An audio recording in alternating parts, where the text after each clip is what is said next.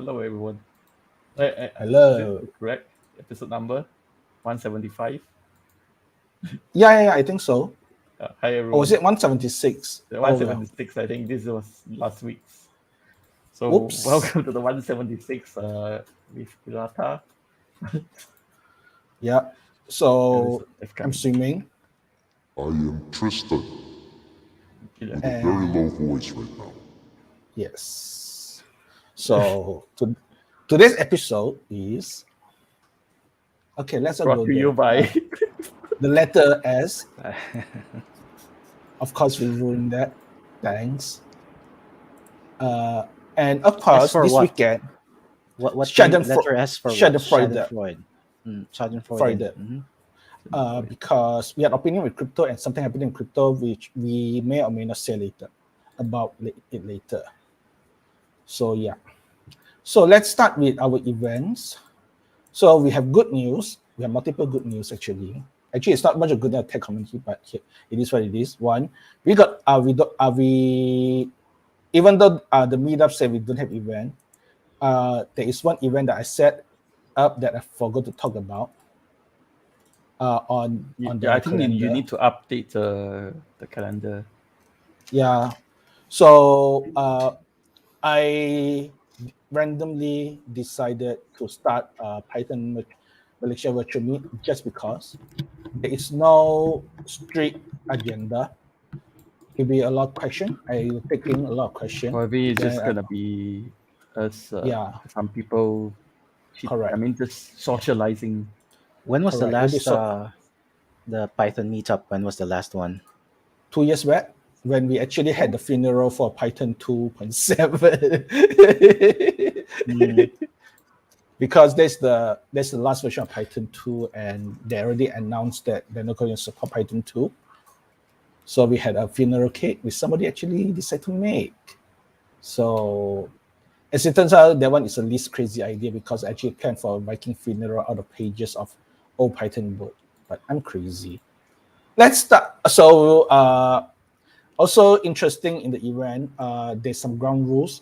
The only ground rules I demand for the Python user group meetup is no talk of cryptocurrency, no talk of Web3, no talk of automated trading. But is Python like well known for crypto stuff? I thought it was Go and Rust and Java that do this. There is people at one time, it's one of the earlier meetups, so maybe things do change since then. One earlier meetup because Python is used in data analysis and all that. As a result, people use that to do stock analysis, even though not to attempt to predict. So as a result, You want to share the picture of one of our first Python meetup? Oh, we should share that as well. Sure. But it's not relevant. It's not relevant it's relevant in the way that it's just Python, but it's not relevant in the way because the early days we don't have this demography of people. Yeah, it's and only recently and related to other channels that we were not there complaining about no Python jobs. We were there talking about how do we make the ecosystem better. Yeah, correct. I mean, in a way to try to inspire people is that not really to my credit. So the folks, me not included, they went around and tried to promote Python usage, even did free training. Correct. So me, I mostly as a Python fanboy, but we did training. Some of us actually, some do end up starting businesses running Python and all that. So there is no really complaint, but how to solve problem.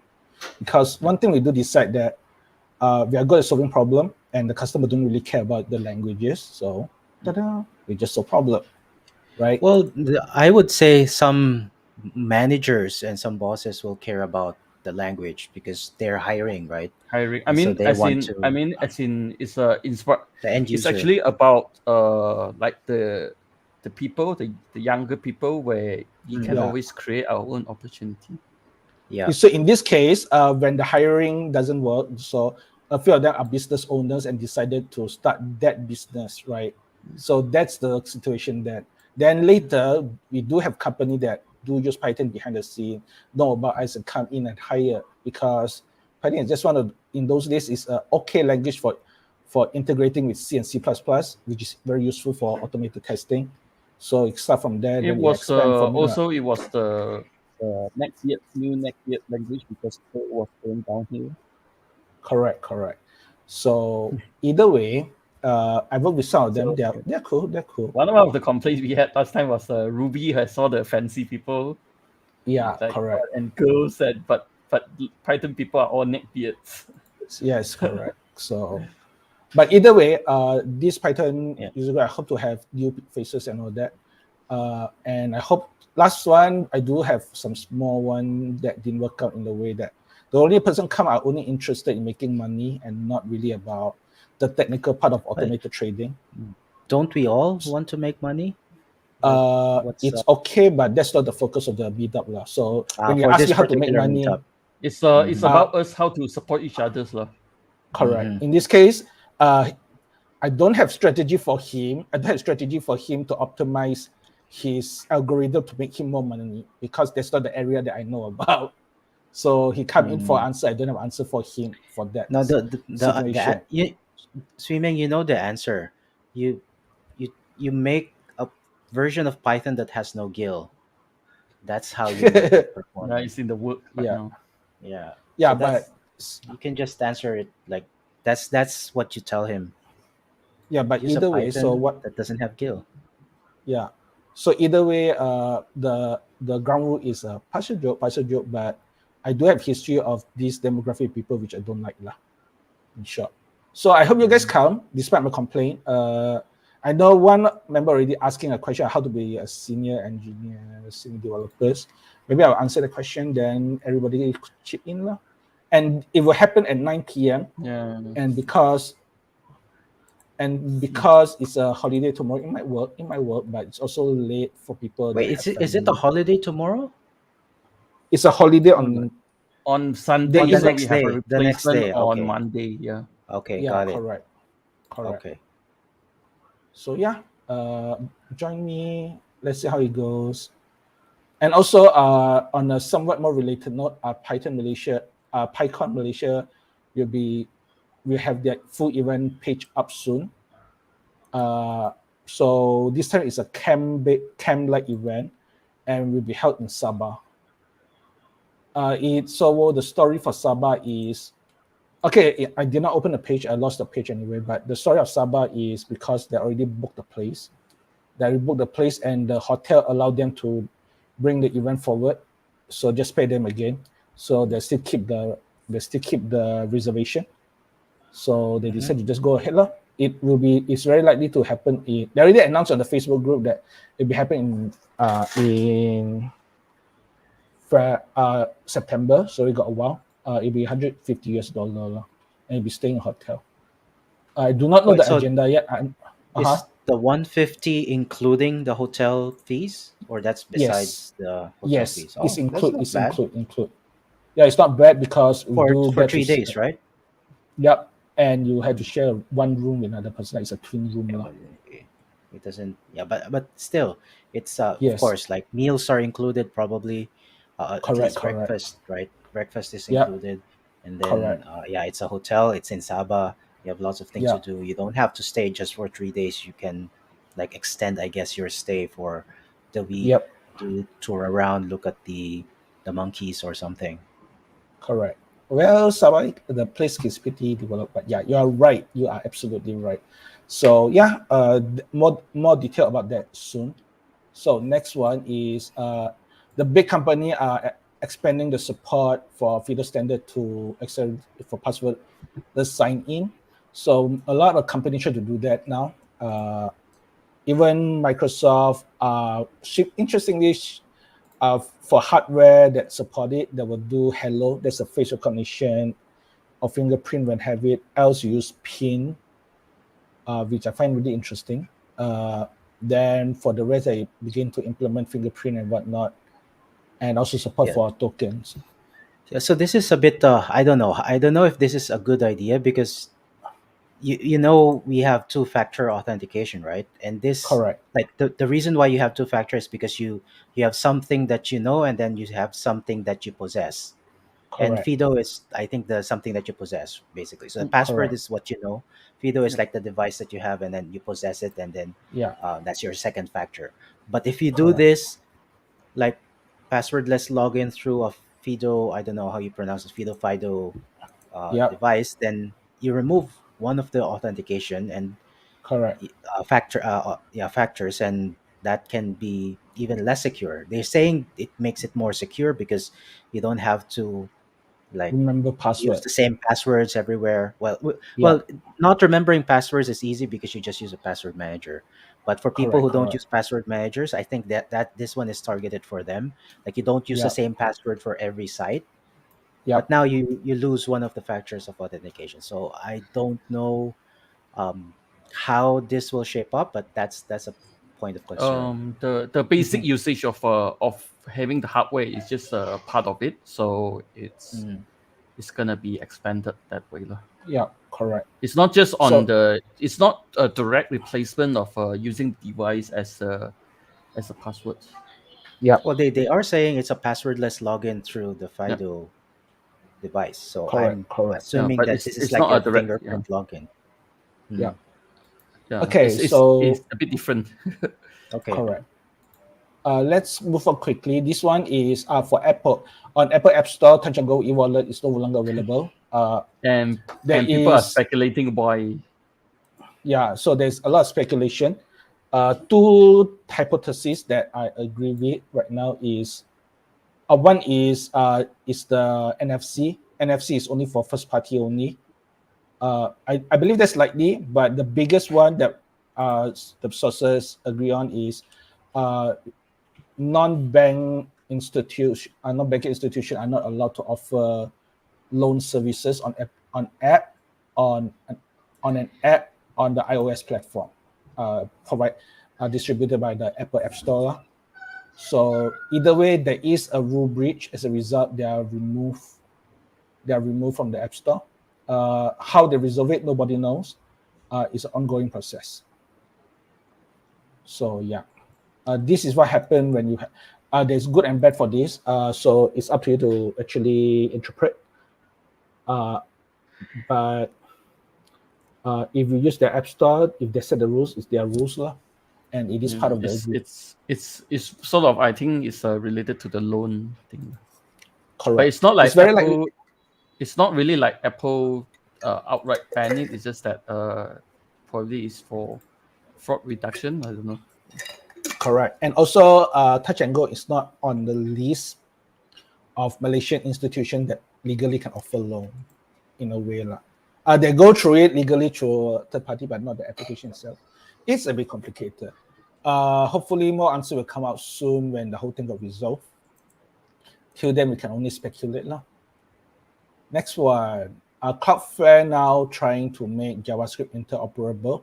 So they're collaborating with Dino, the company, and also individual contributor to create standards to enable write codes that compatible between these different platforms. So yeah, it's good. Compatibility, awesome. But is it not compatible now? Apparently, Like, they don't. okay. I don't know. Interesting. I do know that there is incompatibility between Node.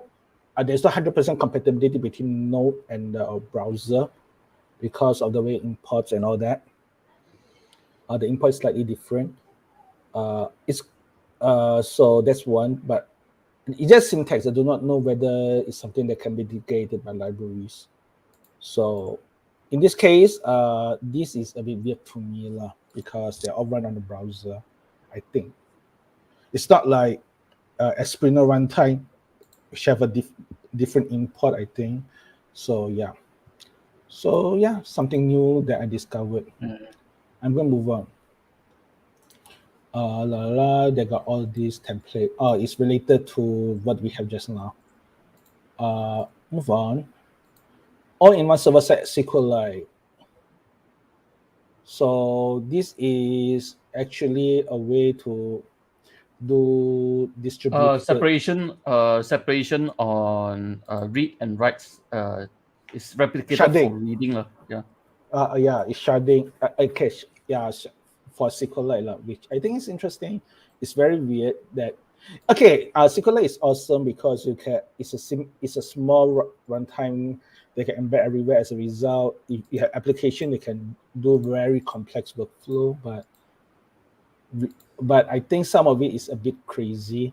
SQLite is originally designed for embedded use, but when I say embedded, we're talking about the author actually have relationship. Is a contractor for the U.S. Navy, so it meant to use on warship. So those are big-ish embedded system, but it is embedded nonetheless. But because of networking all that, because it's more as a runtime, it's possible to embed it on a small computer, and all that. It get really interesting really fast.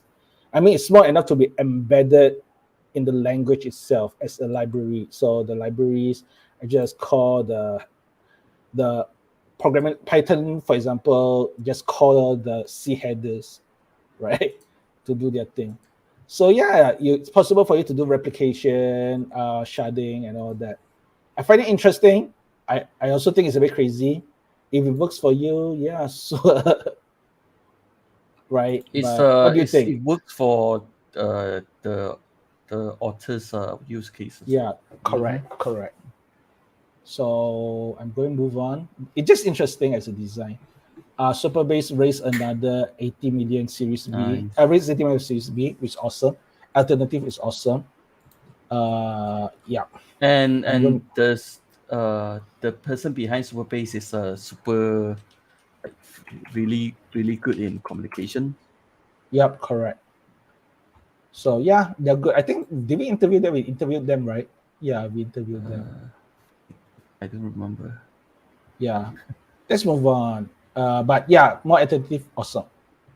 Next one. This is so IBM Collaboration. Nothing much. Move on. I mean, it's important because it means quite a number of company actually talks to IBM for their IT solutions. And so when we talk about the organization, we talk about from traditional companies to government. So yeah, it's interesting.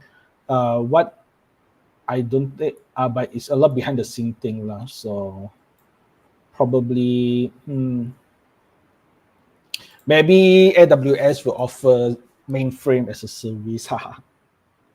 I'm going to move on. So Stripe. Okay, the next one is Markdog is created by Stripe. It's now open source. So this is a way for us to do documentation. So it's Markdown based, of course, and yeah. I find it interesting, but I don't know yet. I still it does not click with me. Does not click with me as a documentation platform. Yeah. What do you think? If not, I'm gonna move on. No, nothing. Okay. So this one is a big deal. This is the big deal today. NVIDIA actually releases open source drivers, but it open source the interface for interface. Then of course there's still binaries, but these make it easier to implement things like they don't implement like the graphic drivers and all that. Valen. So, for example, NVIDIA doesn't have good Valen implementation. So, with open source driver, with some open source drivers, the community can implement it better. But a lot of the thing, secret sauce is still in form of binary, but the interface is there, which is very useful. Of course, this is not limited for certain GPU family. So, for example, it's ready for Turing Ampere for data center. So, it's a step lah. It's a step for us to do that. So it's a step, but people are worried that it actually allows them to lock it down further. Correct. Since it's the driver loader. Correct. It's a driver loader. So there is this.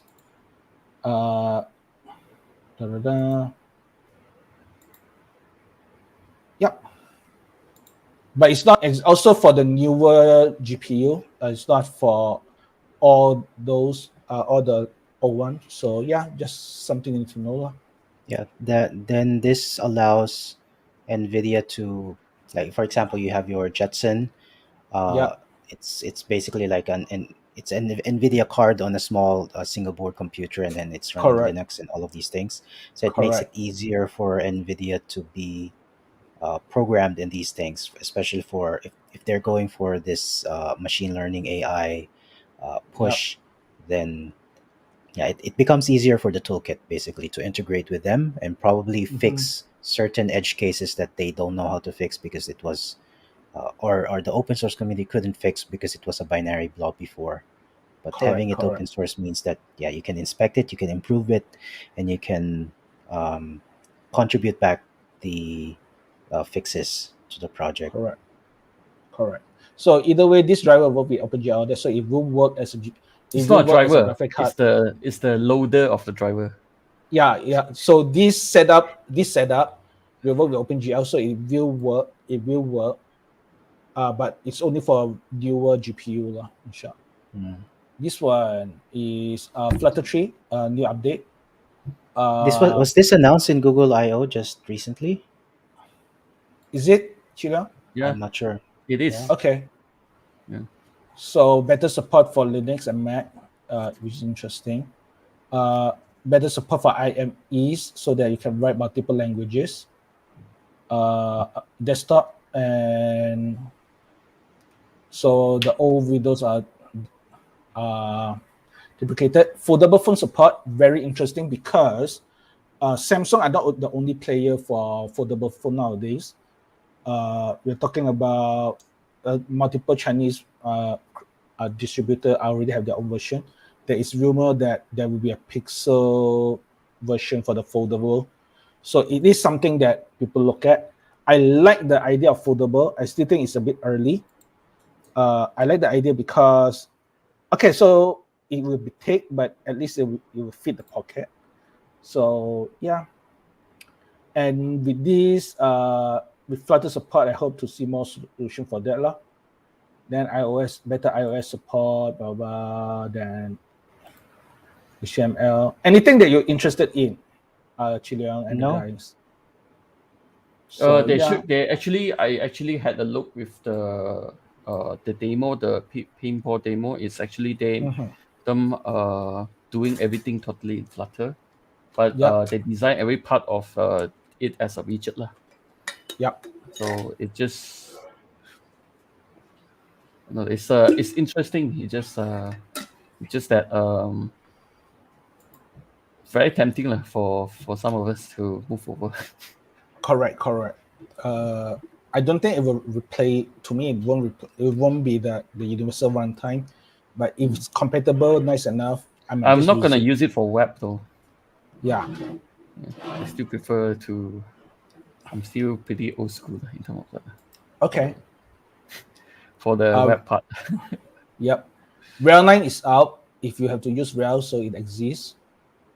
So this is a press note. So I need to extract what they say. They support kernel live patching from a web console, digital signatures, Podman support, which is an alternative to Docker, which is okay, I suppose, because open source. But yeah, if you don't use Red Hat, that's it lah. But if you have it, yeah, it's there lah. Anything? If not, I move on. No. Google I/O, Pixel 7, the announcement. Mostly a lot of product updates. So meh. Nowadays, I just don't look at Google I/O anymore. I don't find things that is really interesting nowadays lah. Since for the past few years. So for example, they announced a Pixel 6a, Pixel 7, Pixel Watch, with this since forever. Then Pixel Buds. Then Android 13, which is actually the reason why I've been upgrading my phone a bit too early, I should say, but is for this reason, so that I would guarantee to get Android 13 when I need it. So yeah, then there is a Pixel tablet. Google have been talking about taking tablets more seriously again. The new AR glasses, I hope they make it work this time. So I believe the technology does work last time. It just a lot of marketing hype and also privacy concern. So if the privacy concern that time still happen, I do not know how Google can successfully introduce one of their own for the same reason, but that's my opinion. Then yeah, not much here. A lot of consumer stuff, man. I'm gonna move on. Flutter, blah blah. Fedora 36 is out actually. This is a big update. So you got GNOME 42. So Fedora always a bit more compared to Ubuntu, always further ahead in the code, because Fedora many consider as upstream code. So unlike Ubuntu had tendency to bring in their own stuff, and which they want to control them by canonical. So which is one reason why people do not like Ubuntu, but I think the hate is a bit over. That's my opinion. So they use Ansible. They introduced Ansible for sysadmin stuff. They upgrade all the languages. Yeah, of course, it's Ansible. They bought Ansible. Correct. Yes. One of my team mate was saying that team member is saying that Fedora is supposed to introduce the read-only root, but I don't see it here. Maybe they defer it. I like that one because I like that idea because it makes system more recoverable. At one time, I actually liked the idea. We actually use the atomic host as in production. Yeah. For Kubernetes. Okay, cool. And also, it had better support for NVIDIA proprietary drivers, so which I find also interesting. Also like off topic a bit. Like the where the word Ansible came from. It's actually from metalworking. It's actually a piece of the metal for you to hit the metal to shape it. No, it's actually that's an anvil, right? It's actually from a fiction. Oh, okay. Yeah, it's the Lagoon, Ursula Lagoon.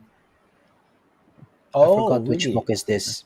Yeah, but yeah. So I mean, what you're talking about, I think, is an anvil, not an Ansible. An Ansible is that from the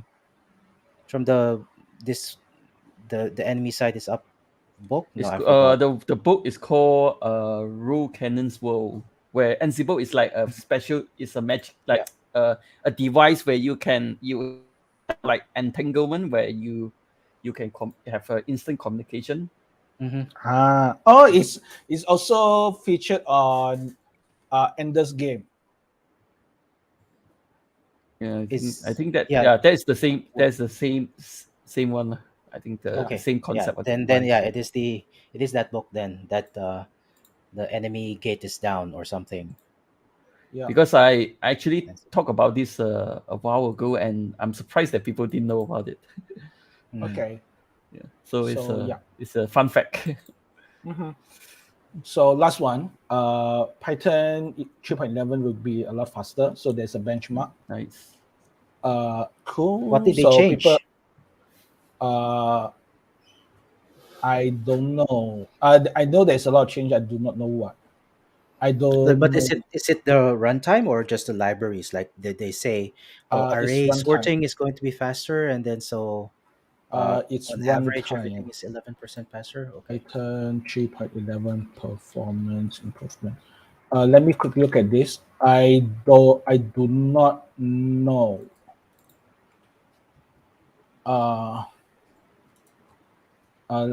So there's a committee to talk about removing the global interpreter lock as well. Correct. So So they use multiprocessing, blah, blah, C extension, so part runtime, part libraries. It's actually from the source is that it was sponsored by Microsoft for this effort. Correct.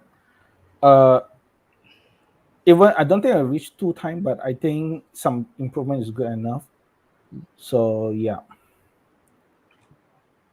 I think they use libraries and some code and all that. So yeah. So either way, as a Python fan, I like it.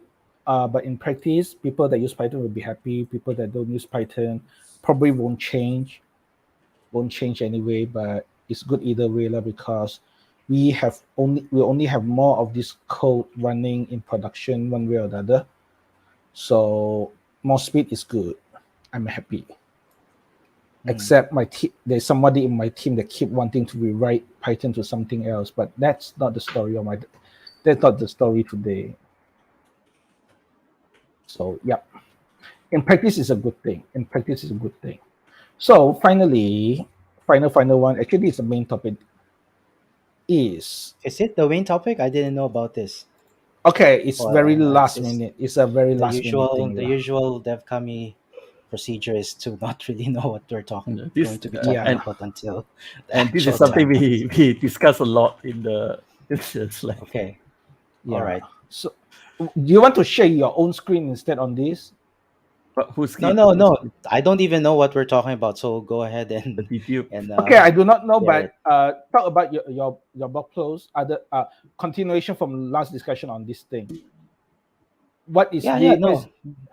Go. It's just like if you've ever asked yourself what is the best way to deduplicate the JavaScript array, then it might be, you might think it's a simple answer, but it's not actually a simple answer. So this is like more of a deep dive on what does it mean for something to be equal to another, or for something to be the same to another. Yep. Okay. So what did you want to talk about this? No, I just wonder what else do you add on top of this, actually. I think the detail just serialize just serialize. I put there is that discussion there as well, like JSON stringify, but the problem there is that you will encounter some. I think I talked about a lot of the edge cases for stringify as well. So it might be a generic solution, but not all encompassing. So you still need to be aware of the often is that the challenge often for cloning an object in JavaScript speak is an object and array is that we might be just copying a reference instead of a data. All right. So yeah. But what is that? Cloning the reference would be a problem if you are going to mutate the clone later on. So that's the issue. But cloning, like shallow cloning by itself, is not a big deal if you're just passing things around. Like the problem is when you're starting to mutate things, then that means it mutates the original object and not your clone. Right. Okay, cool. So yes, that's about it. I have no plan today, to be honest. So other than, I mean there's a big crypto crash. I try my best not to cover it because it's a bit of a mess. What happened is a short selling. People try to make profit. A lot of people lose their money. Ta-da! Surprise. But that's why you have like in stock exchanges, right? You have like the automatic suspension of trading when a particular stock or something goes beyond a percentage of drop or increase. So in this, right? It's automatic protection exactly for these cases. Correct, but it didn't happen. In short, they have to sell Bitcoin. They lose money a lot. Because this is unregulated. That's the problem with unregulated exchanges, is that you are very prone to manipulation. Yes, a lot of this system exists. Yeah, foreign A lot exchange, of for example, is unregulated most of the time, especially correct, across countries. That's why it's very prone to manipulation as well. correct. So the New York Stock Exchange, after the big crash in the 1900s, they actually set up some rules and all that. A lot of these strategies are based on rules exist because old behavior cause big problem. So yeah, this in short lah, which is why one of the recent show I can't share my screen. I don't think I can share my screen. Let me see if I can share video on this. La, la, la, la. Have you watched Air Crash Investigation? No. Air What Crash is this? Investigation. Wait. It's on Disney Plus. It's on Net Geo. Yeah, it's Air Crash Investigation. Okay, I don't think I can share this. I don't think I can share this because of the video. So I do not know whether I can share on my screen on Disney Plus actually. And let's not mess with it before that. So in short, you should watch Air Crash Investigation by Net Geo. And here's why. I'm going to share the IMDb one. I hope it's the right one because apparently there is multiple. No, not this one. Contact me. Crash Investigation, Net Geo. Okay. So Air Crash Investigation by Net Geo actually talk about air crash, but air crashes is always talk about things like human factor. You talk about regulation. You talk about technical capability. So one episode about the last one I watched is actually about defrosting, right? Defrosting. So apparently, one of the plane crash because there is this myth okay. So when a plane face a certain temperature that's too low, there is actually a thing called a defrosting. Okay, it's defrosting. What happened is because ice will grow on the wing, right? So the tool will actually expand the wing a little to break off the ice. There is this myth, right? There is this myth that Meat exists as in in like chicken or pork? myth as in legend, urban legend. There's urban Myth. legend Okay. among pilot community. On about that there is when you expand the tool too much, you may end up with the ice building and form an empty shell. As a result, the defrosting is not effective. That is an urban Mm-hmm. legend. That's urban legend.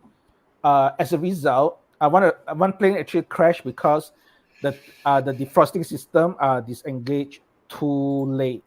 And as it turns out, the reason the urban legend exists is because FAA actually knows about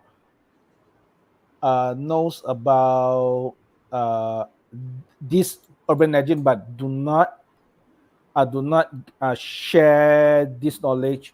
A mandate that the tool must be deployed immediately when there is risk of frosting, right? Because FA decided that it's not that important, even though they know it is.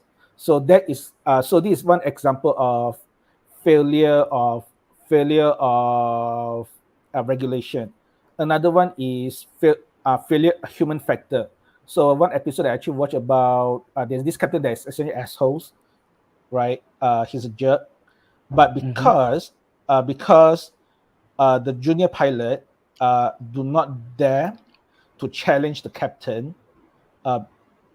As a result, the captain that do not actually pass some of the tests do not know how to operate a certain scenario as a result of plane crash. So that one, the air crash investigation suggests that you need to do human factor to resolve this human factor error by actually doing more training. Train the pilot to actually willing to challenge the superior. So the point of this story is air crash investigation shows that every time there's a crash, it will actually form new rules, and those rules actually help make flight safe, right? Which is why you're more likely to die to have a car crash than a plane crash, because the investigation are so thorough. So it's the same for a market. So a lot of people would think that free market do not need regulation. Yes, but are you willing for people to fail badly? If you think that's fine, then sure.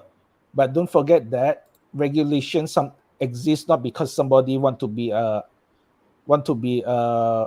of government is this? Nanny state. Not because of nanny state, right? It's because things do happen. It's good to learn from it. Yeah, so that's my thing about peer anarchism, I don't know, Ayn style politics, right? Neoconservative, that's what they call it. Neoliberals, right? Zero government. Yeah, but sometimes there is bad nanny state I think that is a very romantic view of the things. Is that yes, until everyone are matured enough, correct. or what we call it, have enough self restraint. Yes. So yeah, that's why. So either way, that's my thing about market law, which is why I do not want to go too much, because it's not always clear. These things are not always clear. So yes. So either way, air crash investigation. Let me open air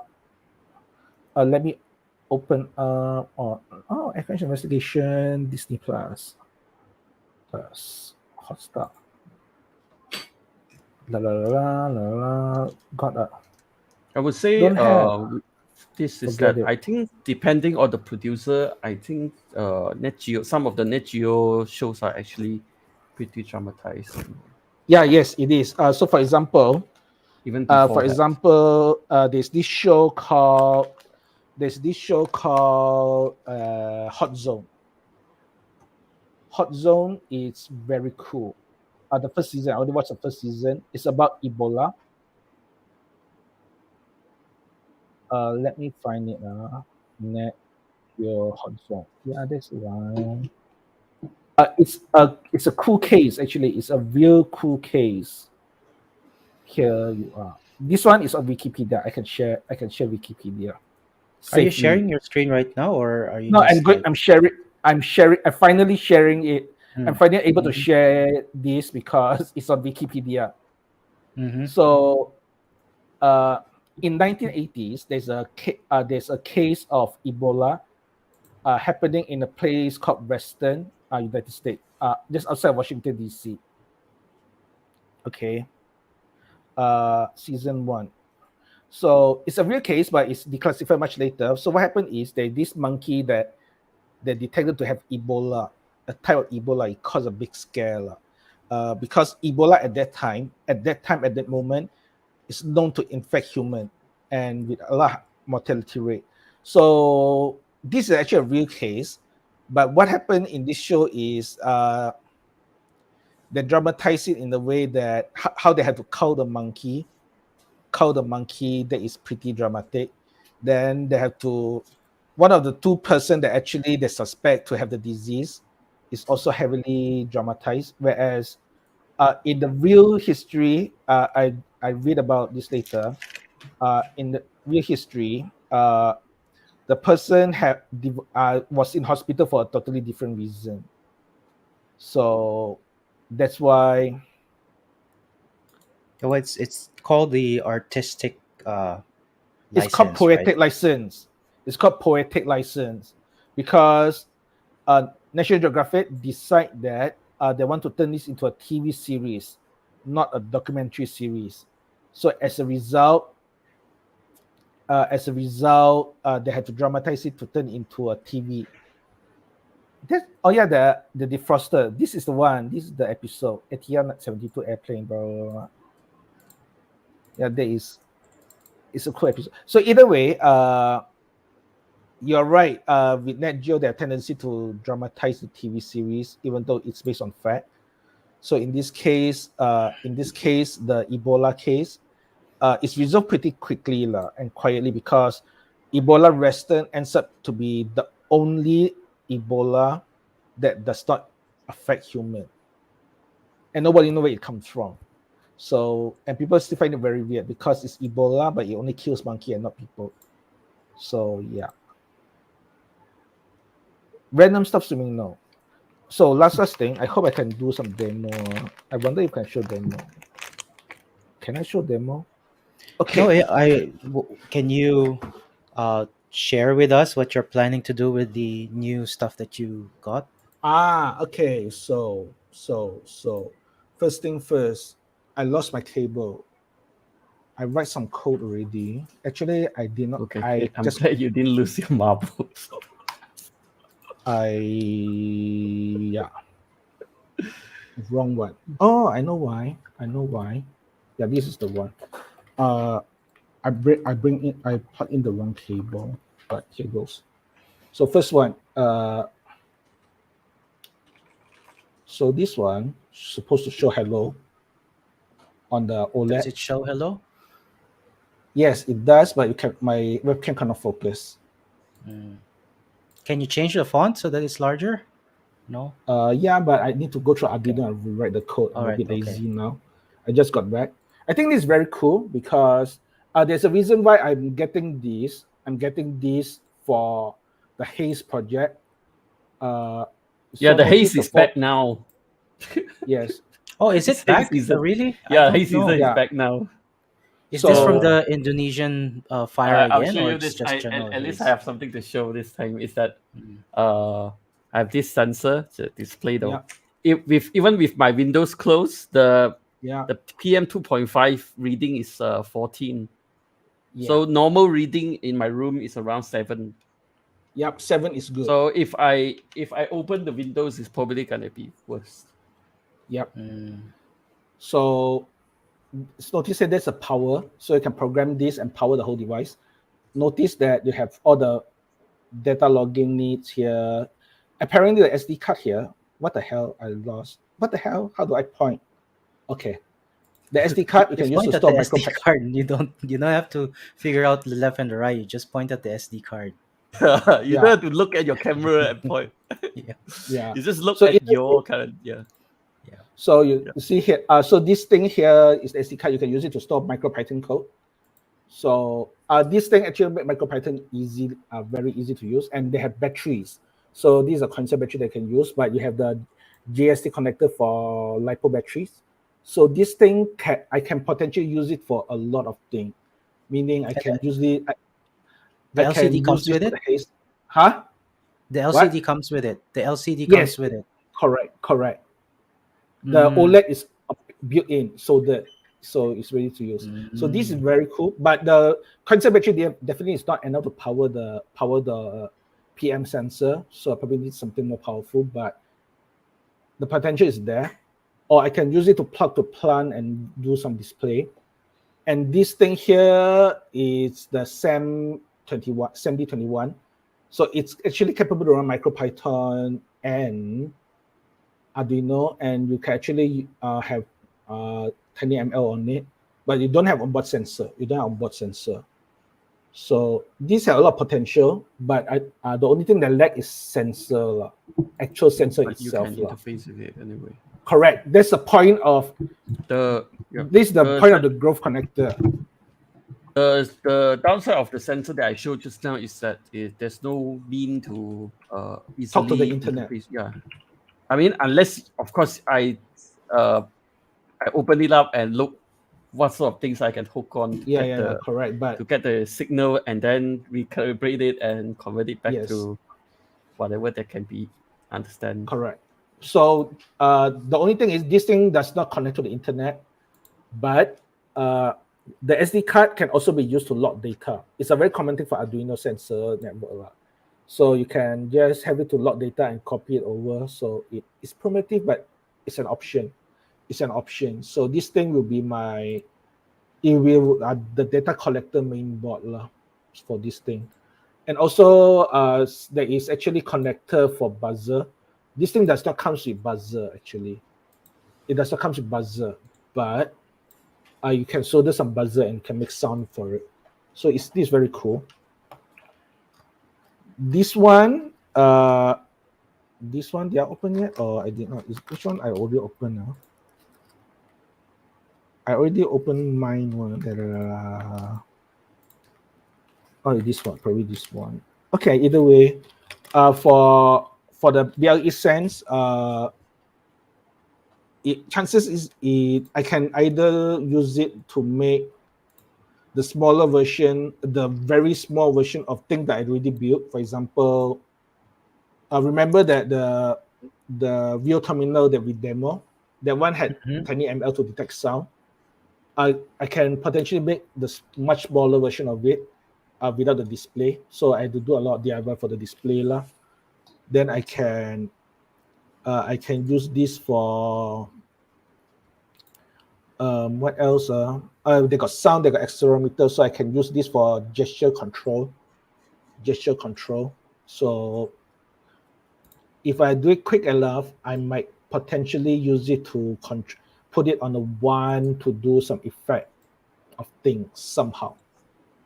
So this one, I had a lot of ideas, and because this thing have Bluetooth, the BLE Sense have Bluetooth, and you can do NFC, but you need the connector. You need the antenna, but by default they can do Bluetooth.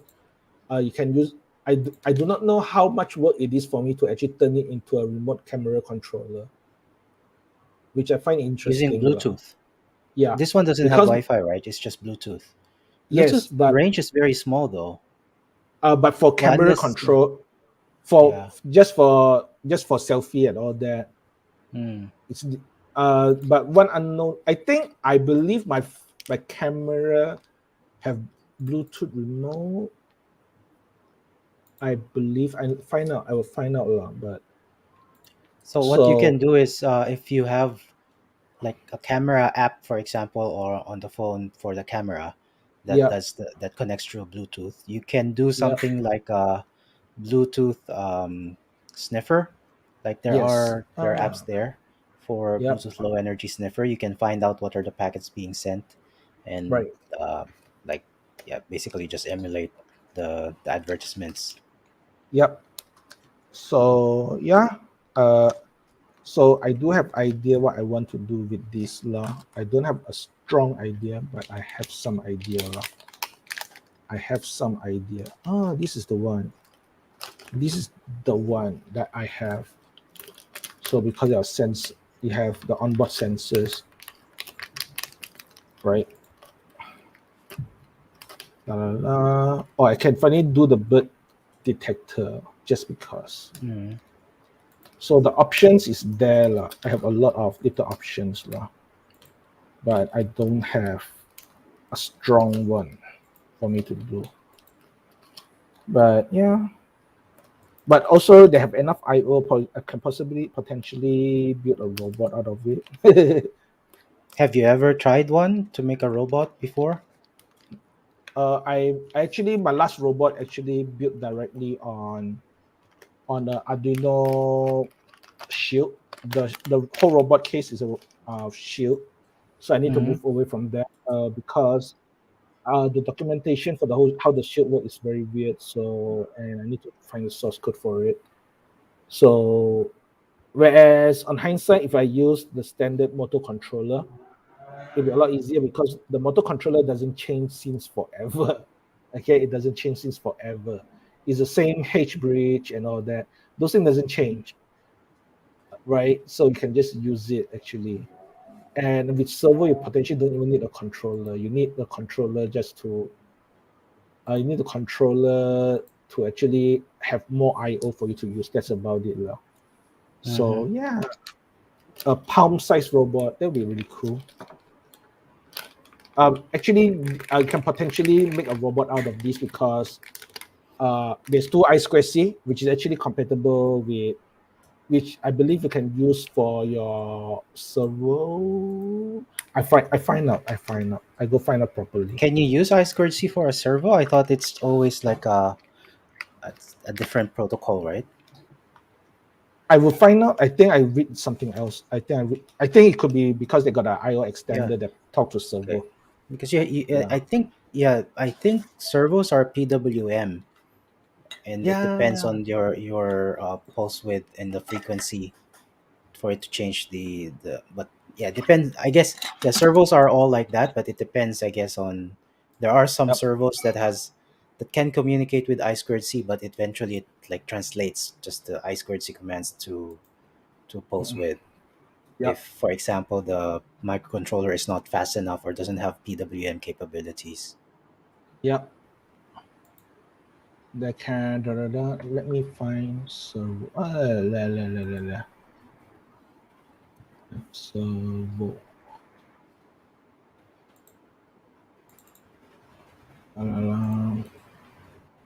Okay. Let me show you. Let me share the screen. I guess. I could read it wrongly, but that's what the documentation claiming.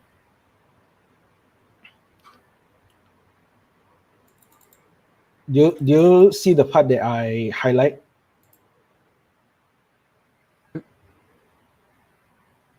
Right. So apparently it works, but I need to find out more.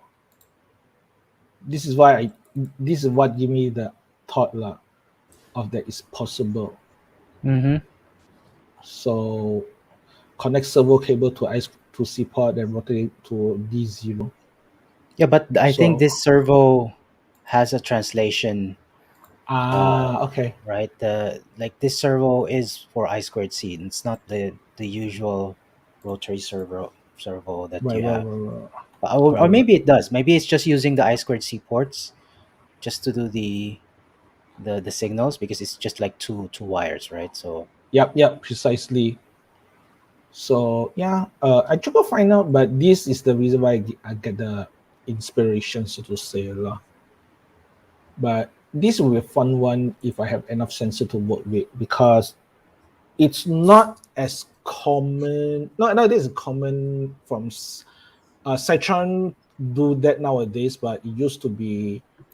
While these external boards do not even necessarily comes with the battery connectors, so many battery connectors, but the board from, for example, Citron, their RP2040 board do support battery connections and all that. So yeah. So either way, long holiday, a lot of potential thing to work on. And I also, another thing I also want to work on is, I think Chi Leong is already sick of me showing this all the time. Do you know voids? I'm not sick. I'm enjoying it. Do you know what is voids? No idea. I heard of the word, but what does it mean? I'm trying to let me find a demo. Like the swarm, right? Yeah, it's actually an implementation for swarm. It's an implementation of artificial swarm. So in this case, this thing simulate a swarm of birds movement. Okay, there's patterns. This is voids are interesting. Voids are interesting because you can by wrong page. I'm going to the algorithm. By using simple rules, reasonably simple rules, you can simulate close enough how close enough to have a software agent to look like a swarm of birds. And it also works from 2D to 3D, right? 2D to 3D. So there's only three main rules that you need to concern about. First, each of these voids people call these bytes, right? Individual bytes, even though bytes is a system. So they need to separate their own distance. And second, so they need to go at a certain distance. So they cannot be too close, they cannot be too far. So which is why rule 1, unit distance. Rule 2, each of these bytes will try to follow each other. They, as in they will try to align to the same way. And third, they will try to change position to get to go closer to correspond to align for cohesion. So, cohesion is so you need to keep the distance, but you also need to get close enough. So with these 3 rules, you can simulate something close enough to look like birds, a bird swarm. So, and there's actually a pseudocode implementation which I really like. So another bytes is only one example of swarm optimization. The other one, which is also my favorite, is called end colony optimization. End colony optimization is used to find shortest distance for a part. So in A star, you will try to find score and calculate it, right? End colony optimization works by having ends to walk to a target randomly. Those with closest distance will have the hormone evaporated less. So as a result, those and end follow pheromones. As a result, they tend to be the more optimal part. So the 2 big ones that I know of is end colony and bytes. Bytes is about movement. End colony is about part finding. And yeah, and actually use this to learn Pygame. So, but unfortunately, my Pygame is weird. Maybe I show you. Are you planning to show it on Saturday? If I can finish it, sure. If I can finish it, sure. Except I'm going out on Saturday. There is llamas. You're going out? Okay. You're not joining the Python meetup you're organizing? So answer is no. The Python meetup is on Sunday night. Sunday night. I thought it's Saturday night. It's Sunday night. Yeah. Okay. I thought we just put Swimming on in a pinch to admit that he's actually escaping his own meetup, but okay. Yeah, there's a reason. The reason is on Saturday I'm going out to see this guy. See birds. Alpaca. Nice. So yeah. So the Python 13 to 15. So this is tomorrow? Yeah. To Saturday. Tomorrow. Yep. Just alpacas, or are there other animals? Wait, let me go back. The primary thing they show is actually the normal pet stuff. So you're talking about cat adoption. Yeah. The more exotic one is lizards. This is actually the mini zoo discount price, right? So they primarily had the garden variety pets. You're talking about cats and dogs, at most lizards and snake, right? And of course, as a Python programmer, I will try to hold a Python, but they have all the standard things, Yeah. It's just that they also bring in an alpaca. It's not for as a pet, right? It's mostly for exhibition, right? Correct. It's from one of the mini zoo, It's not something that you keep at home, So just a reminder, the Python meetup is on. I lost it. On Sunday night, not Not Yeah, it's on a Sunday night. Saturday. Yes. It's Saturday 9 p.m. Holy shit. Did I put Saturday? I thought it was yeah. So you have to announce it. You have to change and announce it. No. 9 p.m. is fine because I go to meet Alpaca at daytime. Okay. So the Alpaca meet is on Yeah. daytime. So if we didn't have this this podcast, Yimeng would have like Nobody fact Facebook will checked give me a him. skipped reminder. his own meetup. Facebook will actually reminds me, so it won't be too bad. So yeah, it's so chincai. So either way, enjoy your long holiday. Enjoy your long holiday. Not as long as Hari Raya one, but have fun. 3 days. Go look at alpacas, and if you're a Python programmer, join my meetup. If you've got free time, go to Touch the Python in the Pet Expo. So, and that's about it really. So anything else? If not, shall we say goodbye?